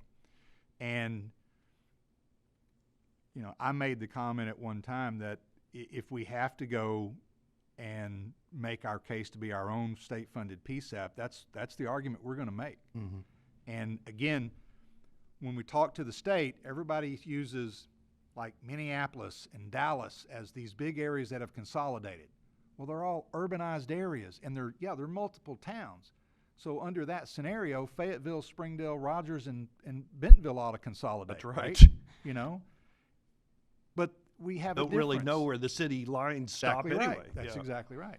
And Rogers and Bentonville are up against each other with the city limits. So, I pitched it one time. Let's just all go down there and make our own case, and we'll see where the cards, where the cards fall. But Northwest Arkansas and the cities in Northwest Arkansas, and one of the reasons Northwest Arkansas is so prosperous, in my opinion, is because we tend to work together. We know what's good for you is good for us, and vice versa. So the judge bringing everybody together and us we're all dealing with growth. That's right. That's right. And trying to find a workable solution rather than all of us going down there and throwing each other under the bus seemed to be more sensible, because there's no guarantee that we would convince the state 911 board. So I appreciate what you said. I think this is a no-win situation, and this was, and I give credit to the county judge for coming up with the idea and pitching it, and the mayors of Bentonville and Rogers agreeing to it, because they could have argued they wanted that share of money, because we just said we're not going to consolidate. They could have said split that $240,000 three ways. Well, I think the fact that both of those cities had passed a bond issue to help do their PSAP probably had something to do with the state believing they've already done this. They've already got their citizens on board to help fund it. If they hadn't done that, it might have been a different story. That's exactly right. I think you did the best you could do. So I appreciate it. I know it's been a headache for you, so I appreciate it. For multiple years. Carol? And I appreciate the work that you did, Philip, getting this and working with Benton County Judge. I believe we need our own PSAP center. I'm disappointed a little bit in the way the state was trying to do that. But I think, as it's been stated, this is the best that we can do, and I don't think that, if we push it a little further, we may lose what we're going to get here. So I'm in agreement with this, and I do appreciate the county working with you to come up with this agreement, and I'm all for it, because like Director Allen said, we sit way over here, away from everybody, and we are kind of considered like a stepchild. So we kind of have to take care of our own. So I do appreciate it, and I'm in favor of this. Thank you. Thank you, Carol. Anyone else? Madam Mayor? Yes, Brad. I believe Rogers and Bentonville knew exactly what they were doing years ago and positioned themselves to maintain that. If you know the players over there, then you know the ego's involved, and so that's the reality of that. The importance for us to have a 911 system is you have to remember there was a time where the fire department actually dispatched the county, and we literally had a red phone. And there was no way, and if you didn't get the information from that phone call, you did not get the information at all. And so as we progress over time, here we are today in the struggles. We could do whatever. The most important thing we've done this evening is increase dispatcher wages to have good dispatchers that can maintenance and handle a 911 call and get services out there. The debate could be had that we could let 911 go, and we had this before, and it's only seconds. But when it comes to human life and the value of that, you know, $240,000, even if we had to get that out of our own budget or reserves, you know, that's worth a life. And so that's what brings us today. And then I do believe that's going to jockey us in the next census. By standing our ground, I think it'll put us in a better position. And hopefully, if you talk to your representatives or get the right ones in place, they'll fight for you down there a little bit harder.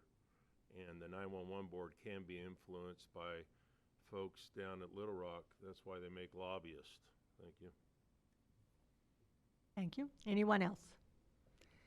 If not, do I have a motion to approve Resolution 54-22?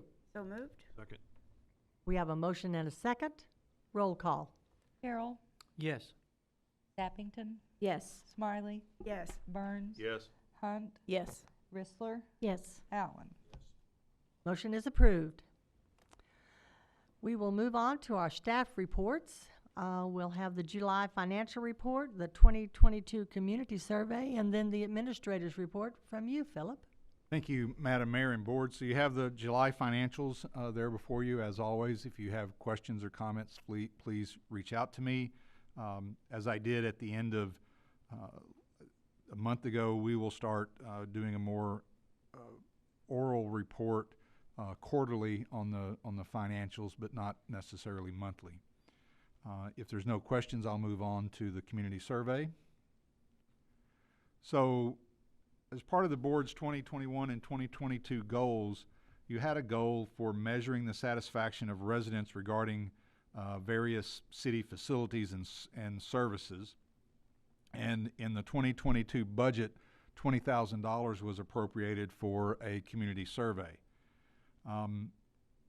It is generally understood that in order to do a survey and have quality results and be able to act upon those results, you want that survey to be statistically valid.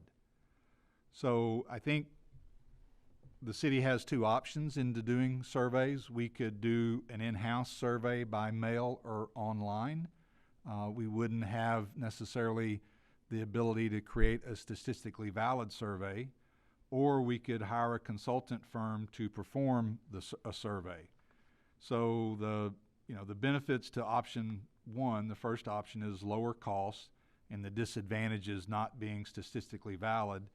And then the advantages and disadvantages to hiring a consultant are pretty much flip-flop. It's a higher cost, but we get good hard data that is likely within 95% accuracy to be valid. So we had a discussion back during the workshop for the 2023 and 2024 goals roughly about a survey. And one of the things I mentioned that I had found a company that does surveys across the nation, and they have benchmark data.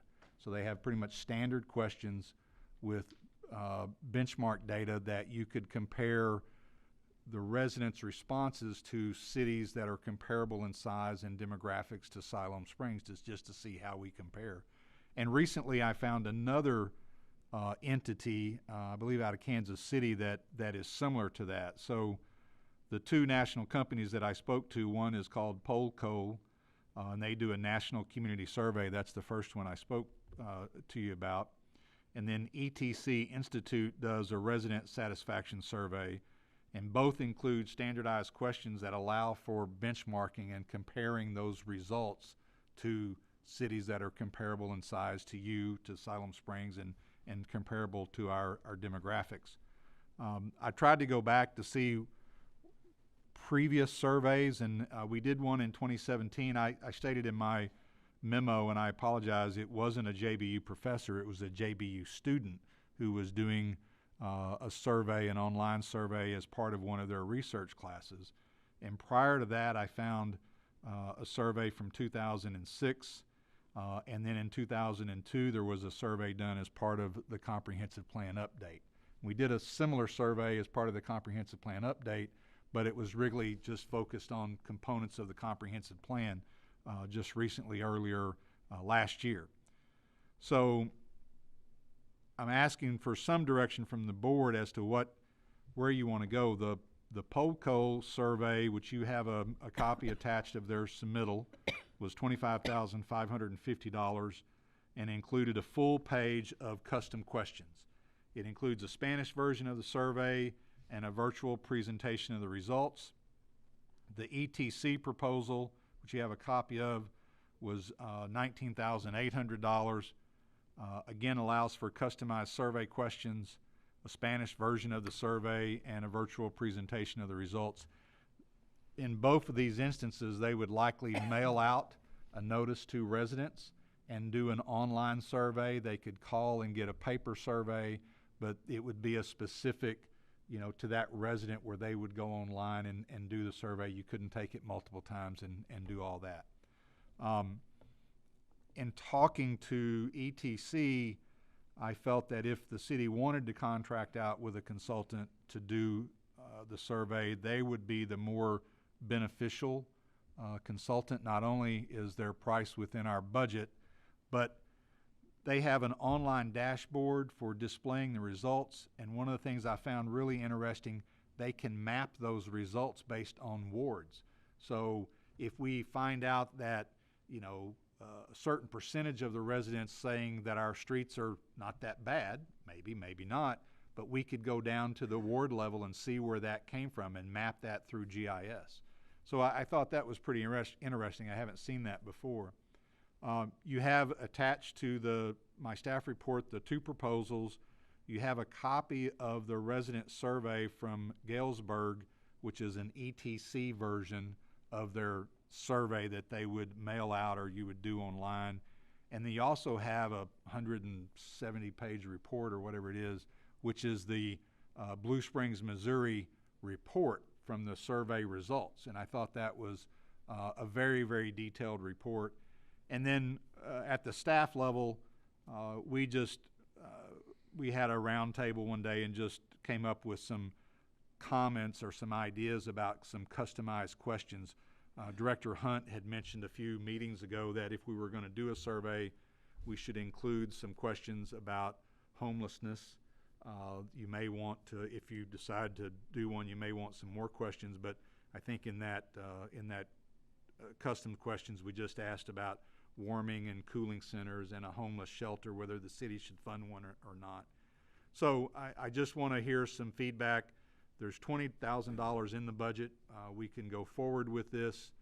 If we do an in-house, we need to sit down and at the staff level and come up with the questions. We can mail it out.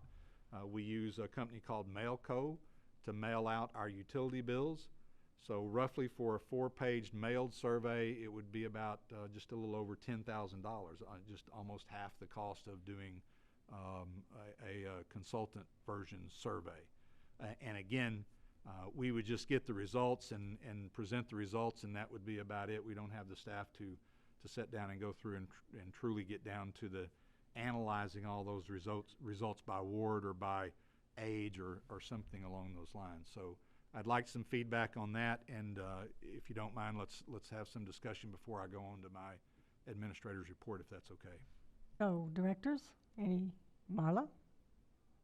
Philip, is there a way to know if we're going to get any of the data that we can manipulate to make it usable, interactive for the departments?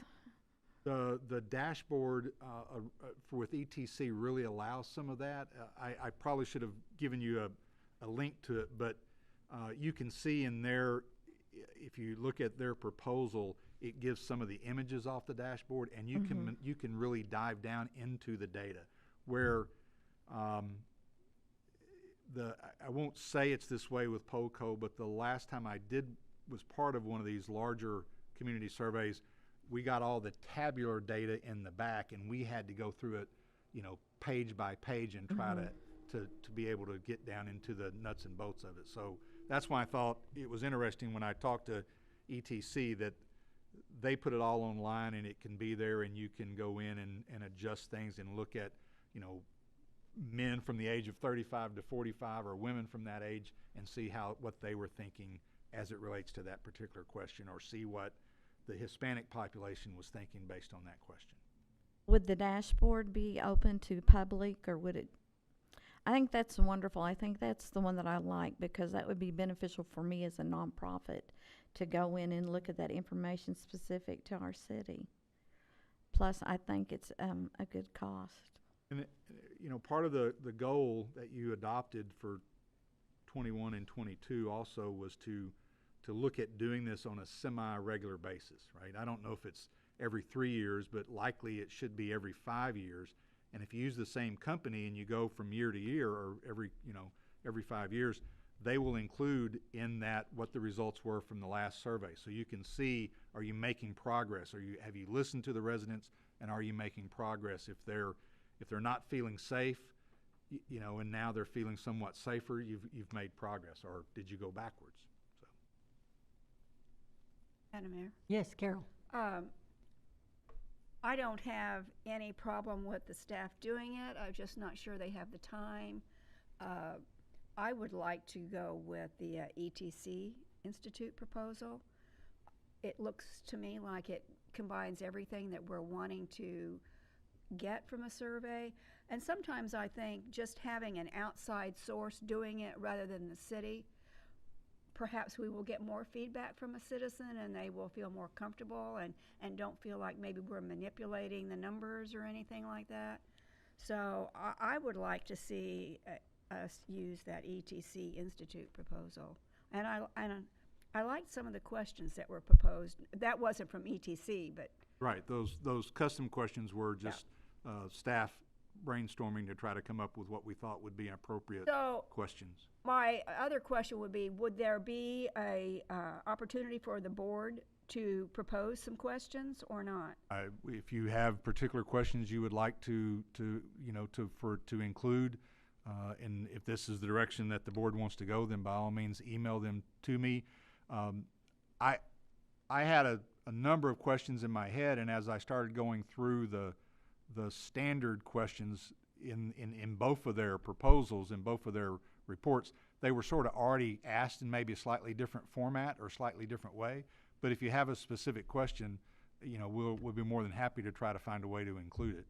Okay, but thank you. But I would like to see it through an outside source. Madam Mayor? Yes, David. Philip, on the ETC, will they do a Spanish version? Yes. Okay. I didn't. Maybe it's on the second page. I just okay. Yeah, it carried over. Never mind.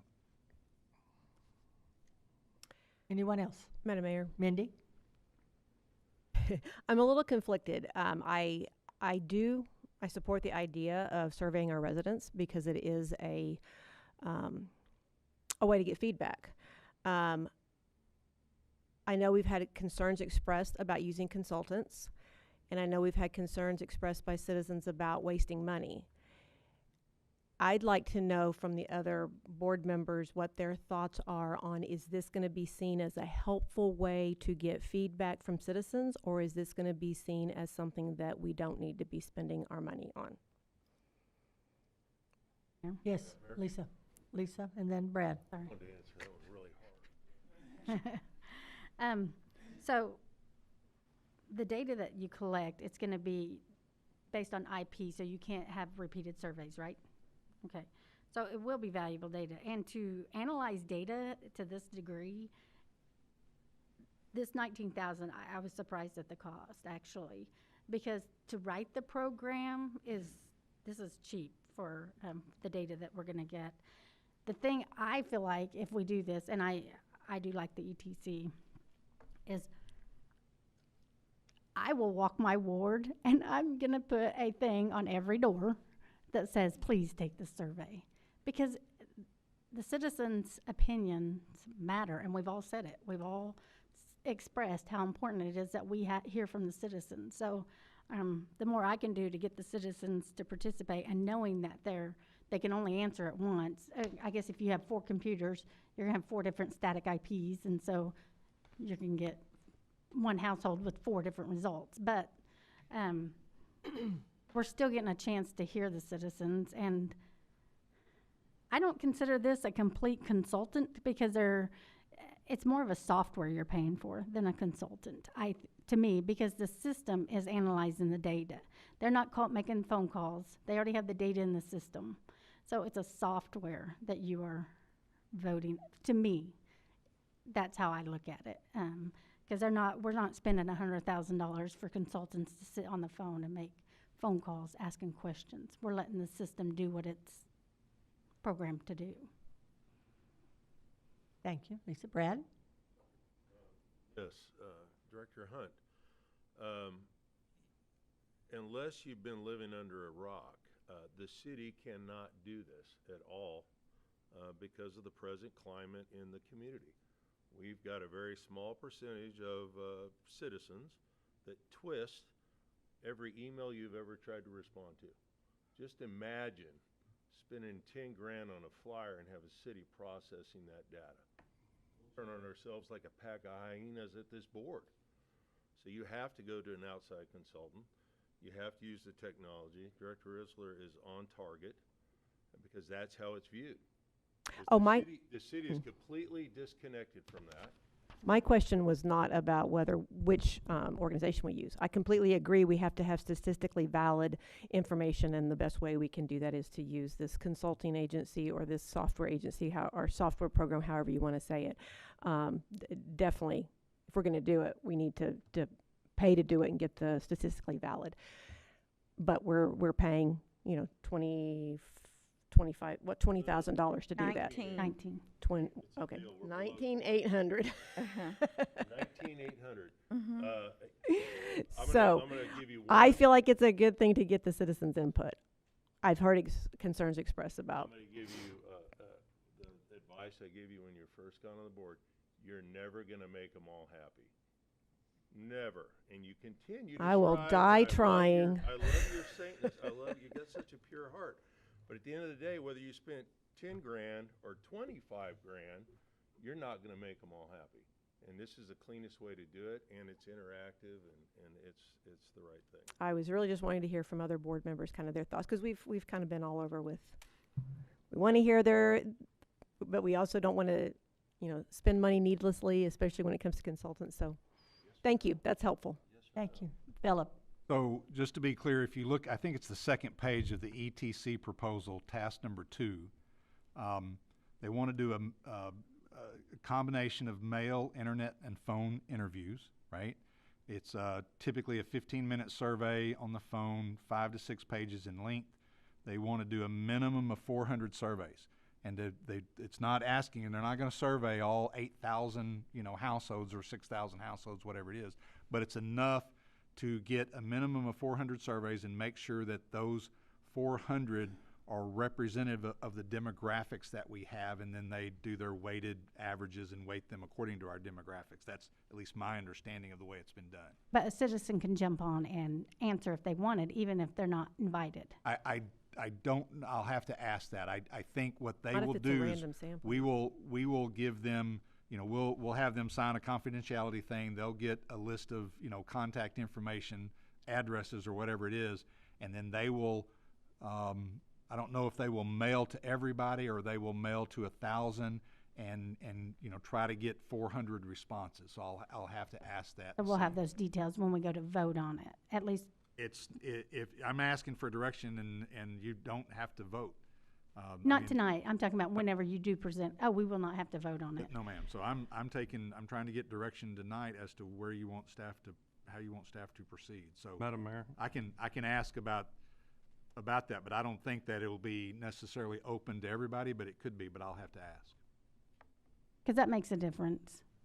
Yeah, it's not a random sample, It- it's targeted. Yeah, It says selecting a random sample of residents. Right. As Brad They're smiles. targeting our demographics. Okay, It's hold not on, a random hold on. sample. One at a time. So, Lisa, you have the floor. Are you, have you completed your questions and your comments? I would like, before I say yes or no, I would like to know if it's open to everyone. I will double check, but I'm gonna tell you today that I don't believe it is. I believe, as it's stated, it's a random sample. They will get the addresses, they will blanket that to guarantee that they get a minimum number of sampling to get a statistically valid survey. So what equation do they use to come up with the households that they, I would like to know their equation. I will have to ask. Is that, I mean, there's a lot of variables that go into that. And when you're looking at data and using data to make a decision.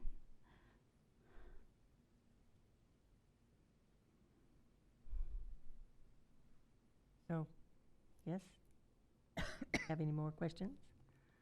Yeah, but my answer's not yes. Is that what you're saying? Yeah. Yeah, it's not yes. I'm just, I have to, there's unanswered questions for me to give an answer. I'll do some digging. Okay. David? Thank you, Madam Mayor. If anybody has griped about surveys and consultants over the years, it's been me. I have found consultants to not be a whole lot of worth what they cost back in my 40 years of dealing with them. I think this is a good value for what you're getting, whether it is one company or the other. Either one is good. I think the $55,000 we spent on the pay survey was a good value for the money. Refusing to include hard copies for senior citizens, not having a firewall, not having statistically valid. That's what the survey was for the comprehensive plan.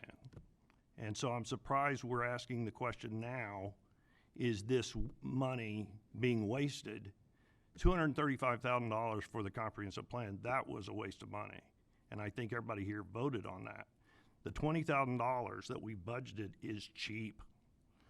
And either of these companies I think would do good, but I think if Philip thinks that we have a good dashboard online, I think that's what I would like to allow us to look at it before we vote on it. I would assume you'd bring this back, Philip, at a future meeting. No, sir, wasn't my plan. My plan was to, if that's the board's wishes, obviously we can do that.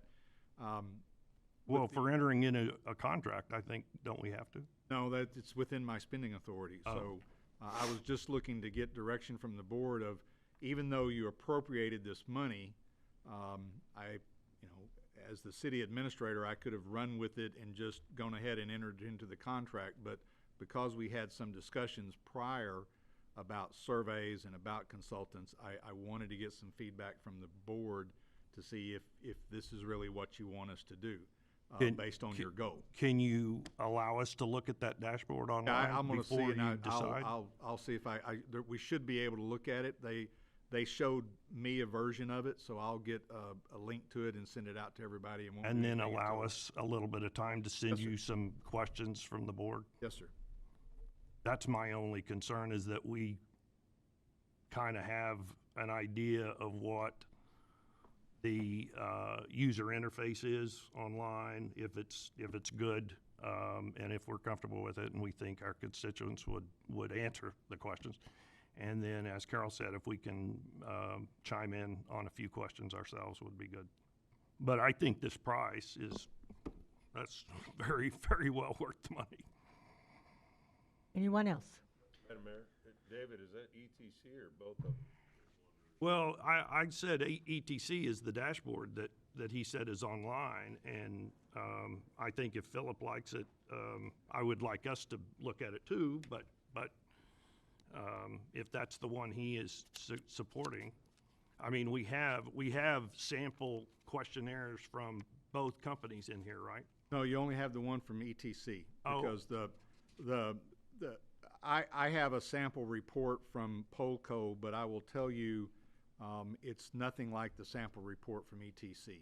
Because we And- had the direction finder from City of Olathe. Yes. Is that ETC? That's ETC. Oh, And then okay, you okay. had, hang on one second. I knew we had that, and I knew we had the one from Galesburg, which has ETC down in the Yes. corner. That was a sample of their survey, and you And can then, and then modify Blue some of the Springs, questions. Blue Springs was ETC. Yes, and Yeah. that's their report. And I and thought I the didn't one that give was you the all other one because it colorful. was another 170 pages. And, Oh, okay.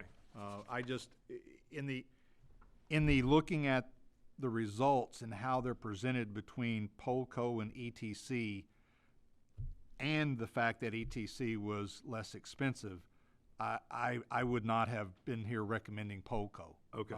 So my question was, do you want to move forward with ETC, or do you want us to move forward with an in-house where it costs half the money, but it won't be statistically valid, and you really, in my opinion, can't use the results to try to make decisions, because it's just, it's just asking two So people that- what their opinion So is. that direction finder is Yes, is sir. that the thing that's on the computer? That's the dashboard, yes, Okay, yes. okay.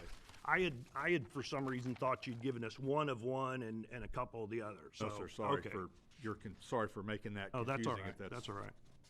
Well, yeah, that's very helpful, that what you showed us on the actual dashboard is, if that's the one that you think, then I think that's a great idea. It was very interactive, in my opinion, and then, like I said, and maybe partly because I'm a geographer inside, and I would wallpaper my rooms with maps if I could, but the idea of taking the data and putting it into GIS and being able to look at, well, what did Ward 1 say versus Right. Ward 2 or Ward 3 or Ward 4? That to me was something that I was just like, yes, this is what we need, in my opinion. So, Is that part of the data that you give them, is the ward? yes, ma'am. Yeah. Madam Mayor, Yes, Carol. I just hope I made myself clear that I would like to move forward with ETC. I hope that was made clear. I've got you down. Reed? Madam Mayor, Yes. Me too, okay. Philip, I'd like to pursue ETC with their in-depth data and comparison. Yes, Brad. I'd like to influence Director Hunt to make a commitment to ETC, please. I was for ETC from the very beginning. I wanted to get input from the other directors, and I've gotten enough input to feel like that is the way to go. Thank you. Philip? Thank you, Board. I will move on, if there's no further questions, to my administrator's report. Expenditures that I need to report over $30,000. In the Police Department, 2022 Chevy Tahoe, that was a budget amendment approved on August the 16th, $43,483. 2,000 gallons of unleaded fuel and 6,000 gallons of off-road diesel for the fuel farm for $30,200 and almost $43. At the airport, 8,000 gallons of Jet A fuel for $31,144. And then under Resolution 6121, purchasing for inventory purposes, the Electric Department, aluminum poles, 60 25-foot telephone poles, light posts for $90,900. In the Water Department, 264 cellular water meters for inventory for $95,766. The Electric Department, 7 225 kVA three-phase pad-mounted transformers, $99,729. Again, in the Electric, 6 300 kVA three-phase pad-mount transformers for $87,834. For $95,668, 4 500 kVA three-phase pad-mount transformers. And again, in the Electric Department, 50 single-phase wire metal enclosures, $57,500. And in the electric department, finally, 1,567 kVA single-phase pad-mounted transformers for $95,625. And you'll notice that we included all the delivery times. Some of those are later this year, but the majority of those are majority of those transformers are generally mid-year 2023. So we're still having problems getting them, and we're purchasing slots as they come open. You'll see one of those is slated. Those metal enclosures are slated for November 2022. Sales tax receipts. I just got the sales tax data today. For August, city was up 6.5% compared to August last year. Year to date, we're up 9.5%. And in the county, we were up 1.7% for August, and year to date up 3.4%. On Saturday, the 17th, the Hispanic Heritage Festival will be occurring at Memorial Park from noon to 4 p.m.